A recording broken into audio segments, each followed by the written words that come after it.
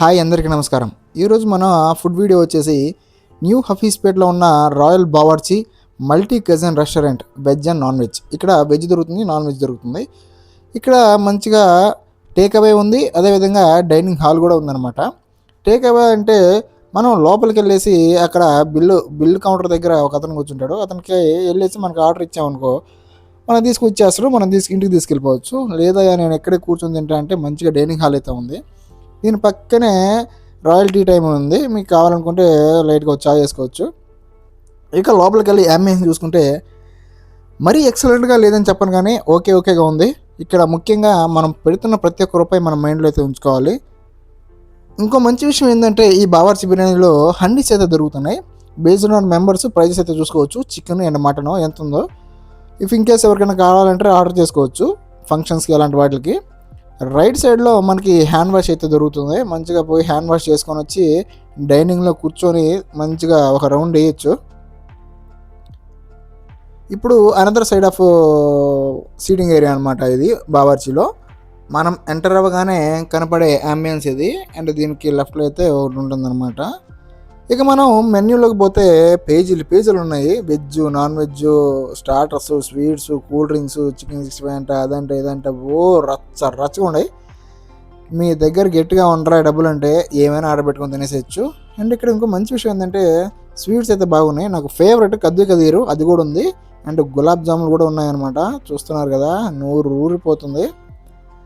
And ఇక్కడ యాక్చువల్గా నేనైతే డైనింగ్ చేద్దాం అనుకున్నాను, కానీ లాస్ట్కి పార్సల్ తీసుకొని వెళ్ళాల్సి వచ్చింది.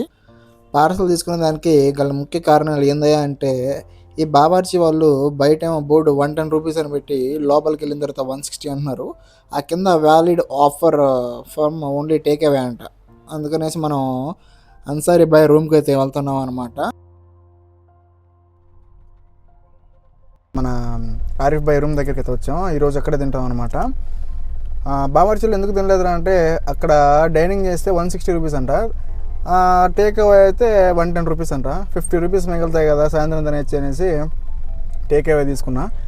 మనం రోజు ఎస్ఎంజి గ్రాండ్ హోటల్ బయట నుంచి చూస్తాం కదా, ఇప్పుడు ఒకసారి దాంట్లో రూమ్ ఎలా ఉందో చూడండి. లిటరల్లీ నాకైతే భలే నచ్చింది. రూము చాలా పెద్దగా ఉంది, స్పేషియస్గా. మన రూమ్ అసలు ఎందుకు పనికిరాదు, దీని ఇంటీరియర్ ఇది అంతా ఎక్సలెంట్గా ఉంది. సో ఇక మనం ఫుడ్ రివ్యూలోకి వెళ్ళిపోతే పార్సల్ అయితే ఇలా వచ్చింది. దాని లోపల చిన్న ఒక బిర్యానీ పొట్టలం, అదిగోండి. అది ఒక మనిషికి అయితే సరిపోదు, 1/3 అంటే ఒక 70% అటు ఇటుగా సరిపోద్ది ఒక మనిషికి. ఇక దాన్ని నిదానంగా నోటితో పెరికి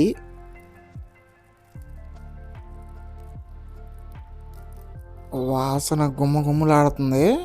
ఆహా, ప్లేట్లో వేసి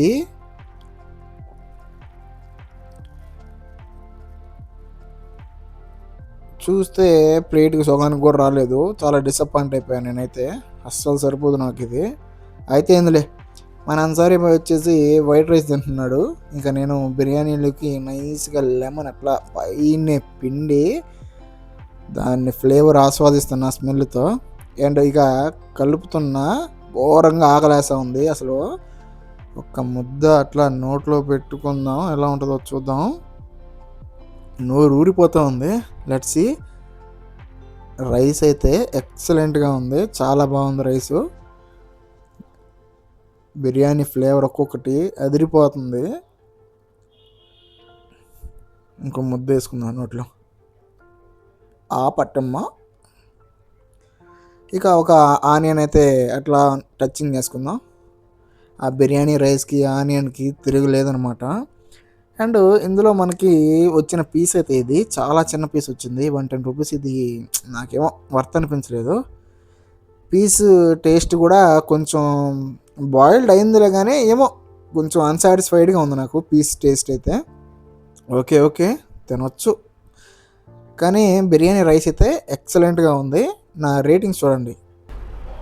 food okay, and chicken piece కూడా చిన్నది వచ్చింది, అంతకేమీ టేస్ట్ అనిపించాల. తినొచ్చు. అండ్ కర్రీ ఎందుకు ఇస్తారో తెలియదు, అది యాక్చువల్గా ఎక్కడ బాగుండదు, ఇక్కడ కూడా సేమ్ యాజ్ యూజువల్ బాగాలేదు. ఇంకేముంది, పెరుగు బాగుంది, రైస్ బాగుంది, అది నా ఫైనల్ రివ్యూ అయితే.